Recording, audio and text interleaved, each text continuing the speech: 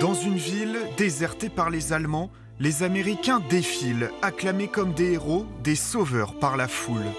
4 août 1944, Rennes est enfin libre après 4 ans d'occupation. Attention, voici les chevaliers de la milice et les dames de l'ordre nouveau. Le chef n'a pas eu le temps de fuir. 80 ans plus tard, jour pour jour, ce chapitre de l'histoire est raconté par cette guide devant la mairie.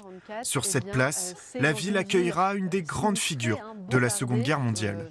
Le 20 août, c'est le général de Gaulle qui vient à Rennes, puisque Rennes est la première grande ville française libérée. Il s'agit aussi de rendre hommage aux résistants bretons comme Françoise Elie, une commerçante rennaise établie à ce coin de rue.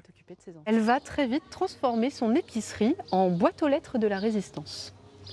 Notamment, mais pas que, puisqu'elle va également stocker des journaux résistants, elle va également stocker des tracts résistants et puis des armes.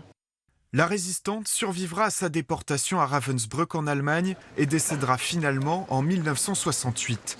Une de ces trajectoires qui ont fait la grande histoire. Dans l'horreur, on se rend compte qu'il y avait des gens quand même qui ont fait quelque chose à leur niveau, aussi minime que cela puisse être, mais que c'est par cette somme de petites choses qui a fait qu'il y a pu y avoir des grands hommes comme Jean Moulin ou quoi que ce soit. Et on doit leur rendre hommage.